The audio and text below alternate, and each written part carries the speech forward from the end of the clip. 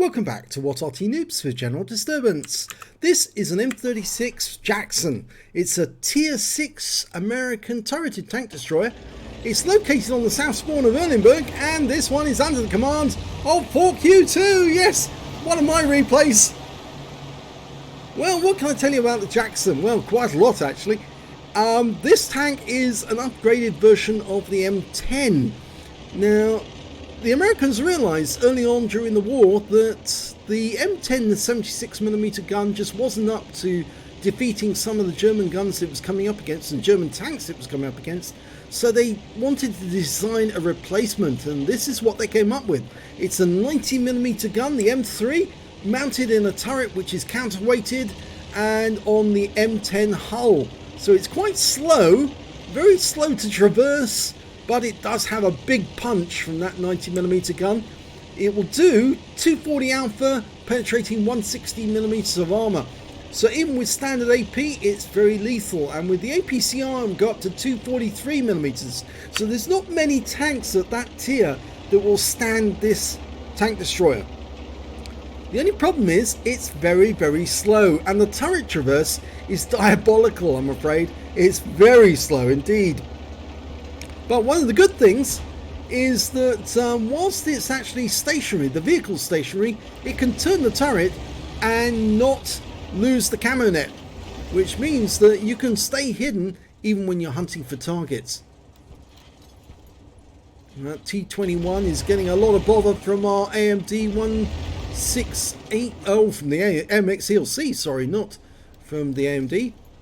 There comes the AMD 178. And we lost the ELC, but that AMD seems to be getting the better of the T21, and he's taken him. Now, a couple of tanks in the town, the T150 and T3485, but they're behind the buildings, so we can't get any shots. I'm having a quick look. I want to see if the AMD gets fired at by that line, the tree line. There should be enemy tank destroyers directly in front of us right now. But the AMD's not losing any hit points, so I suspect the enemy didn't cover their eastern flank, and I've decided to make a move.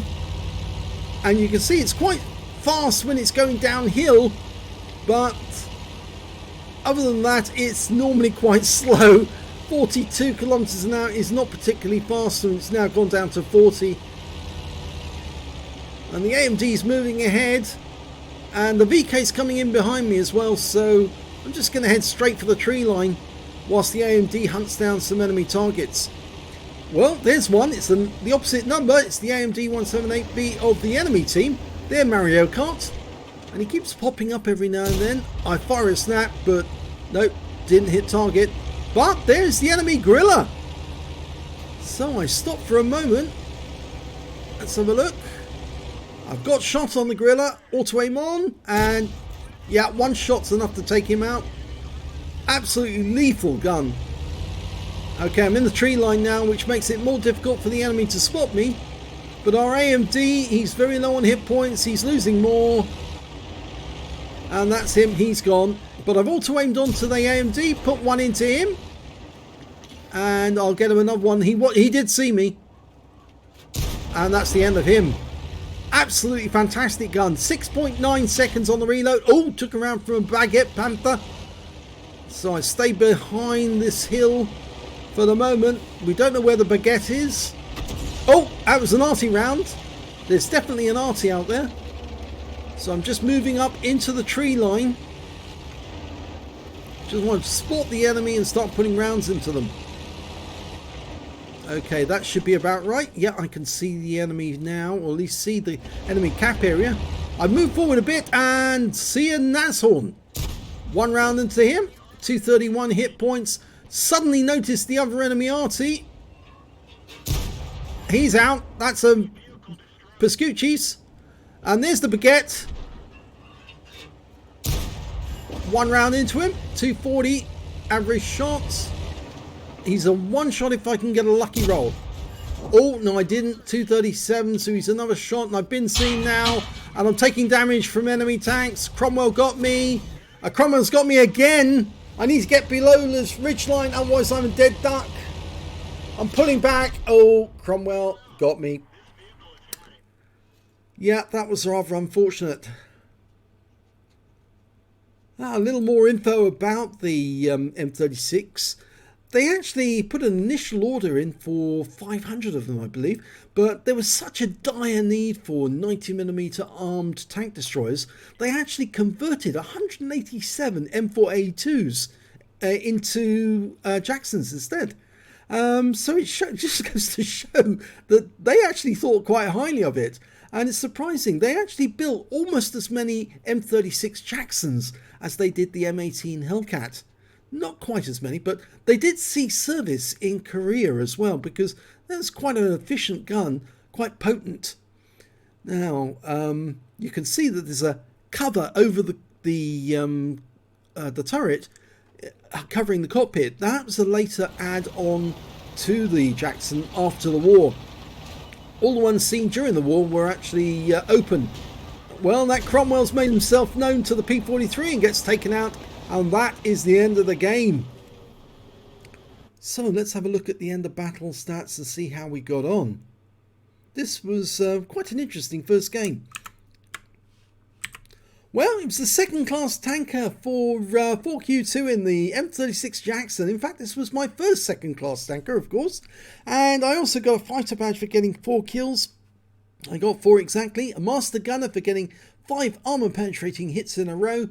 A fire for effect for doing more damage than the hit points of my own vehicle. And I also picked up a Pascucci's for killing 2 Arty. And a tank sniper for doing the most damage at a distance of at least 300 meters. You can see the win 8 for that battle was 3-1-2-3. So it was super income standard, but I think that was really down to that 90mm gun. It's just so effective. And if we look at the team scores, we can see I didn't get the highest damage in the game. No, but I came second. The highest scorer, no, third, sorry. The highest scorer was the P43 Biz. He got 1,655 hit points of damage. Then came the T3485 with 1,498, and I came third with 1,402, so not far behind. When it came to kills, I shared the top honours with the P43 Biz. Both got 4 kills apiece. And when it came to base XP, I managed to get second highest again to that P43 Biz. He got 889, I got 708 and 683 for the T3485. So not a bad showing for first outing in the M36. 9 shots fired, 8 direct hits, 8 penetrations. It's quite a decent gun. I could sing praises to this gun because it is actually quite devastating. 1,402 hit points of damage, of which 1,095 were at more than 300 meters. 6 hits received from the enemy. Yeah, once they saw me, and that was a big mistake. I should have dropped back over the other side of the ridgeline. The Cromwell was actually over the side I dropped back down to, and that made it easier for him to get the kill on me. 5 penetrations. The armor is absolutely crap. It's just like the M10, I'm afraid. Anything that touches it's going to go through. 1 non-penetration actually went into the tracks. I was lucky on that occasion. 135 hit points blocked by armor, or blocked by tracks. 5 enemy vehicles damaged, 4 killed, and 230 hit points of damage assistance. On a premium count, I earned 28,143 credits, got 50,000 for Vendi Vidivici, 78,143 altogether, and after repair and ammunition resupply, I took away 71,039 credits and 2 bonds, one for the Pascucci's and one for the tank sniper. 1,062 XP times 2 for the first victory, 531 from personal reserves, took away 2,655 experience points altogether. That was my first attempt on Erlenberg in the M36. The second attempt was even more interesting, and well, you'll see that in the next video. So do stay tuned to our channel, subscribe to our channel if you can, hit the like button if you thought that was a good video, and thank you for watching.